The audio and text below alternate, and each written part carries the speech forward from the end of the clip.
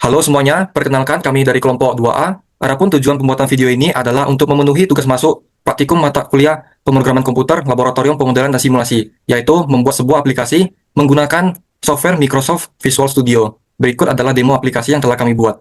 Perkenalkan, nama saya Enos Fesili Sinaga dengan NIM 25037. Jadi di sini saya akan menjelaskan dari aplikasi yang kami buat, yaitu seperti yang digambar ini adalah pemesanan tiket hotel, ya, yang nama hotel itu adalah Kala Resort. Jadi aplikasi pemesanan tiket ini melalui secara digital yang dirancang menggunakan software Microsoft Visual Studio 2010. Jadi tujuan aplikasi ini untuk mengubah proses pencatatan reservasi manual menjadi data digital yang mengintegrasikan data pengguna dan transaksi langsung ke database atau yang seperti kita tahu yaitu Supabase. Yang kedua itu otomatisasi transaksi yaitu untuk mengurangi human error melalui mesin kalkulasi dinamis yang menghitung harga berdasarkan tipe kamar, jumlah dan lama menginap secara dinamis dan real time. Yang ketiga, memberikan kemudahan untuk pengguna untuk melakukan reservasi dari proses autentikasi hingga penerbitan voucher dalam satu jendela aplikasi yang terpadu. Yang kedua itu fungsi utama aplikasi sistem autentikasi. Yang pertama itu sistem autentikasi untuk memastikan hanya pengguna tervalidasi yang dapat melakukan pemesanan. Yang kedua itu katalog interaktif. Itu fungsinya sebagai showcase visual yang menyajikan tipe kamar. Yang ketiga itu pemesanan tiket hotel secara digital. Yang keempat, fungsi komputasi dan pemrosesan. Itu adalah adalah mesin penghitung otomatis yang memproses tiga variabel utama. Yang tiga variabel utamanya itu adalah tipe, jumlah, dan durasi menjadi output nilai transaksi akhir. Yang terakhir itu pencetakan e-voucher. Ini saya akan menjelaskan untuk di bagian tools yang kami gunakan. Nah, di bagian logo ini, yang Kala Resort ini, kami menggunakan tools Pixel Box. Nah, dan untuk background yang di belakang ini, yang berwarna abu-abu ini, kami menggunakan tools background image. Dan untuk di bagian tulisan mulai ini, kami menggunakan tools button. Dan dimana kalau kita pencet di bagian mulai ini, dia akan langsung lanjut ke bagian form 2, yaitu login. Oke, langsung di form kedua, saya sendiri Saskia Aulia dengan NIM 25001. Di sini saya akan jelaskan form login. Di mana di sini ada bagian tools feature box Kala Resort, ada welcome back, bagian label, email label, password juga label. Setelah password itu checkbox, sign in-nya itu button, create an account itu link label. Nah, di mana email ini adalah untuk masukkan email pengguna, password itu untuk masukkan kata sandi, so password itu untuk menampilkan atau menyembunyikan password kita, sedangkan button itu untuk proses loginnya sendiri. Dan untuk create an akunnya itu untuk pindah ke form register jika kita belum memiliki akun. Perkenalkan, nama saya Paskara Helum Bentobing dengan NIM 25027. Nah, untuk logo Kala Resort, seperti yang sudah dijelaskan tadi, di situ memakai picture box. Nah, untuk tulisan register, first name, last name, email, dan password, itu kami menggunakan toolbox label. Nah, untuk tulisan sign up, itu menggunakan button, dan untuk sign in, itu menggunakan link label. Nah, untuk yang pertama, kita mengisi first name-nya dan last name-nya. Nah, untuk first name-nya, pilih Paska. Untuk last name-nya, saya akan menulis Rahel. Bila bahwasannya kita menekan sign up pada saat ini, itu akan muncul message box dengan tulisan email dan password tidak boleh kosong. Nah, maka dari itu berarti kita tidak bisa tidak memasukkan email dan passwordnya. Maka dari itu kita harus masukkan email dan passwordnya. Untuk emailnya, saya akan memasukkan paskarachel@gmail.com. Untuk passwordnya, saya akan membuat 1, 2, 3, 4, 5, 6. Sekarang di sini ada dua opsi yang harus kita tekan. Yang pertama ada sign up dan sign in. Nah, untuk sign in, jika bahwasannya kita menekan sign in, itu akan kembali ke logo di mana kita harus mendaftarkan akun. Nah, jika kita menekan sign up, itu akan membawa kita ke data kita. Sekarang saya akan tekan sign up.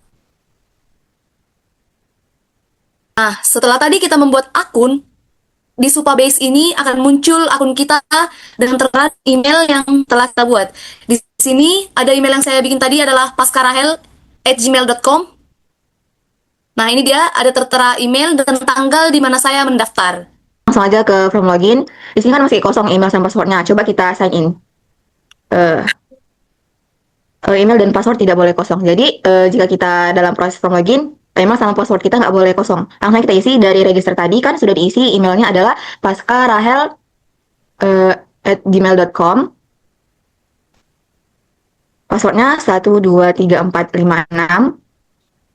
Kita solve password nih, cek boxnya. Untuk mengetahui apakah password sudah sesuai, langsung kita sign in. Oke, bisa langsung ke sistem berikutnya. Perkenalkan, saya Rahma Antika dengan NIM 25036.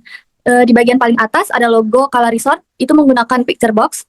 Lalu di bawah logo ada tulisan tipe kamar, itu menggunakan label. Di background abu-abu itu menggunakan panel untuk menyatukan tools-tools lain. Selanjutnya ada menampilkan beberapa pilihan tipe kamar. Di sini ada 3 tipe kamar, itu menggunakan picture box, dan ada label untuk tulisan tipe kamar dan deskripsi tipe kamar. Di sampingnya ada harga, itu menggunakan label juga, tetapi diubah tulisannya menjadi warna biru. Yang terakhir, di bagian paling bawah ada menu button untuk pesan kamar. Form selanjutnya akan mengarah ke data pemesanan kamar. Perkenalkan, nama saya Justin Kantangjuna dengan NIM 25032. Di sini saya akan menjelaskan form pemesanan hotel. Yang pertama ini ada logonya menggunakan picture box. Kemudian untuk pemesanan hotel, nama pemesan, nomor identitas, nomor telepon, check-in, check-out, tipe kamar, harga, jumlah kamar, total harga, dan harga yang tertera ini menggunakan toolbox label. Kemudian terdapat 3 text box di samping nama pemesan, nomor identitas, dan juga nomor telepon, di mana pengguna bisa mengisi data mereka menggunakan tools text box ini. Kemudian untuk check-in dan check-out ini menggunakan tools date time picker, di mana pengguna bisa memilih tanggal untuk pemesanan hotel tersebut. Kemudian untuk tipe kamar di sini menggunakan combo box, terdiri dari 3 pilihan, seperti yang ditampilkan pada form sebelumnya, yaitu tipe kamar terdapat 3 pilihan kamar, yaitu kamar standar, superior, dan deluxe. Kemudian ada di bagian jumlah kamar, ini menggunakan tools numeric up-down, di mana pengguna bisa mengisi jumlah kamar yang ingin dia pesan melalui numeric up-down ini, tinggal di naik dan diturunkan. Kemudian di bagian bawah terdapat 3 button, yaitu button kembali, button reset, dan button konfirmasi. Button kembali ini, ketika kita mengklik, dia akan otomatis balik ke form tipe kamar. Jadi pengguna bisa melihat kembali tipe kamar yang tersedia. Kemudian kita balik ke form pemesanan hotel. Kemudian untuk tombol reset ini adalah untuk mereset semua data yang telah diisi pengguna jika terjadi kesalahan. Di sini saya coba demokan. Misalnya di sini saya buat namanya adalah Pasca Rachel. Kemudian nomor identitas yang 12 897. Nomor teleponnya saya isi 0812 31 4151. Di sini saya bisa memilih untuk tanggal check-in-nya, misalnya saya pilih tanggal 30, kemudian untuk tanggal check-out-nya saya misalkan di tanggal 31. Kita pilih tipe kamarnya, misalnya saya pilih kamar standar. Nah, otomatis harga kamar itu akan langsung muncul di sini, yaitu 400.000.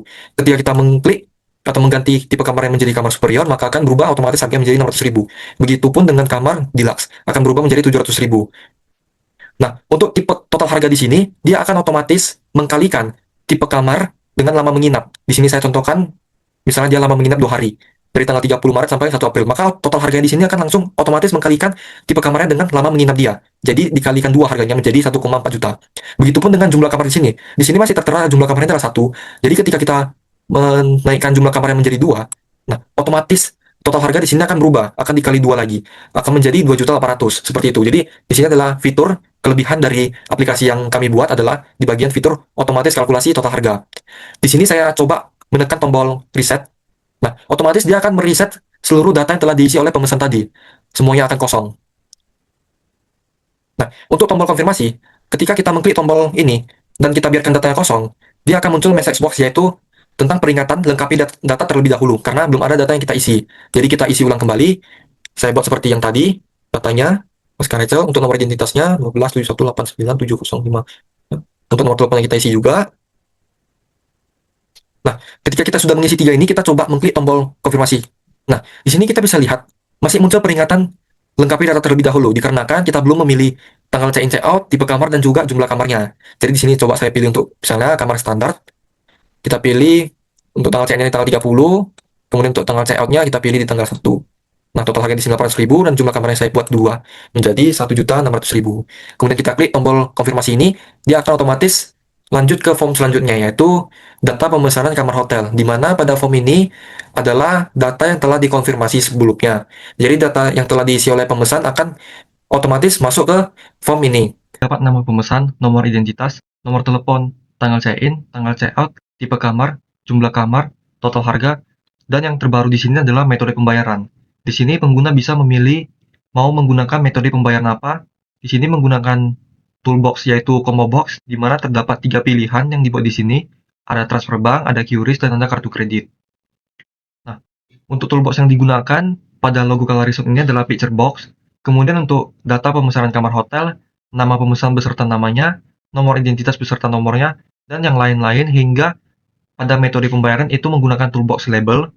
Kemudian di bagian bawah terdapat button kembali, di mana ketika kita mengklik button kembali ini, dia akan otomatis balik ke form sebelumnya, yaitu form pemesanan hotel. Jadi ketika pengguna ada kesalahan dalam pengisian data, dia bisa untuk mengklik button tersebut dan bisa mengisi ulang datanya. Di sini coba saya isi ulang kembali untuk namanya Pasca Rachel. Untuk nomor identitasnya 1271897087. Kemudian untuk nomor teleponnya 0891713531. Di sini tanggal check-in tanggal 30, tanggal check-out-nya di tanggal 1, tipe kamarnya kamar standar, jumlah kamarnya 2. Kita konfirmasi kembali. Nah, ketika untuk button selanjutnya yaitu button bayar, di sini ketika kita mengklik button bayar ini, dia akan muncul message box seperti ini, yaitu peringatan, silakan pilih metode pembayaran terlebih dahulu. Dikarenakan kita belum memilih metode pembayarannya. Di sini kita bisa klik OK terlebih dahulu. Kemudian kita coba juga pada button selesai. Ketika ini diklik, akan muncul message box juga, yaitu peringatan, silakan untuk memilih metode pembayaran sebelum menyelesaikan pemesanan. Kita bisa mengklik OK. Ini terjadi karena kita belum memilih metode pembayaran di sini. Di sini akan coba saya buat metode pembayaran yang menggunakan transfer bank. Kemudian kita bisa klik bayar. Di sini akan langsung muncul message box yaitu pemesanan berhasil.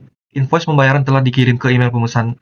Silakan bayar menggunakan metode transfer bank, metode yang telah kita pilih tadi. Kita bisa klik OK. Kemudian setelah kita bayar, otomatis akan muncul button cetak voucher. Jadi, button cetak voucher ini akan muncul setelah kita berhasil melakukan pembayaran tersebut. Di sini coba kita klik. Nah, dia akan muncul voucher secara digital tentang pemesanan hotel tersebut yang berisikan data-data pemesan seperti nama pemesan, nomor identitasnya, nomor telepon, tanggal check-in, tanggal check-out, tipe kamar, jumlah kamar, dan juga total harganya. Di sini kita bisa klik OK. Kemudian kita bisa klik button selesai. Ketika button ini ditekan, maka otomatis akan berpindah ke form selanjutnya, yaitu form penutup. Dan juga ketika button ini ditekan, maka otomatis data pemesan ini akan otomatis masuk ke database online kita, yaitu di Supabase. Di sini coba kita klik. Nah, dia akan langsung mengarah ke halaman penutup. Saya akan membuka database kita di Supabase. Kita coba refresh terlebih dahulu. Nah, di sini bisa kita lihat bahwasanya di tabel editor kita, di database kita telah masuk data pemesan tadi, bernama Pasca Rachel, lengkap dengan nomor identitasnya, nomor telepon, tanggal check-in, tanggal check-out-nya, tipe kamar, jumlah kamar, total harga, dan juga metode pembayaran yang telah dipilih tadi. Nah, yang unik di sini adalah adanya ID, di mana ID ini adalah ID yang digunakan untuk setiap pemesanan hotel. Jadi ID ini akan berbeda-beda setiap pemesanan yang dilakukan oleh pengguna. Selanjutnya di sini saya akan menjelaskan untuk form penutup dari aplikasi ini. Yang pertama itu di bagian logo ini menggunakan toolbox picture box. Backgroundnya itu menggunakan background image. Kemudian bacaan terima kasih telah memilih Kala Resort itu menggunakan label. Dan di sini juga terdapat dua button. Yang pertama itu beranda dan keluar. Nah, beranda ini adalah toolbox apabila pelanggan ingin memesan lagi kamar. Jadi apabila beranda ini ditekan, maka otomatis aplikasi ini akan balik ke form yang bagian tipe kamar. Namun, apabila pelanggan sudah selesai memesan, pelanggan bisa langsung mengklik tombol keluar untuk meninggalkan halaman aplikasi. Nah, selanjutnya, aplikasi ini juga memiliki kelebihan dan kekurangan. Kelebihannya yang pertama itu menggunakan Supabase, sehingga data yang tadi di-input itu tersimpan aman dan mudah dikelola dalam skala kecil maupun besar. Nah, selanjutnya, kelebihan yang kedua itu tampilannya sederhana dan rapi. Tombol-tombol tertentu hanya muncul saat diperlukan agar user tidak bingung. Kemudian, kelebihan yang ketiga itu, total harga otomatis berubah sesuai lama menginap, tipe kamar, dan jumlah kamar. Selain itu, ada juga kekurangan dari aplikasi tersebut. Yang pertama, aplikasi harus terhubung ke internet. Apabila tidak terhubung, maka aplikasi tidak bisa dijalankan. Yang kedua, hanya bisa dijalankan di Windows, belum bisa diakses lewat handphone atau browser. Nah, yang ketiga itu, fitur kirim invoice-nya ke email masih simulasi atau belum benar-benar mengirim email. Baik, mungkin hanya itu saja yang bisa kami sampaikan. Kami mohon maaf apabila masih banyak kekurangan atau kesalahan kata. Kami akhiri. Assalamualaikum warahmatullahi wabarakatuh.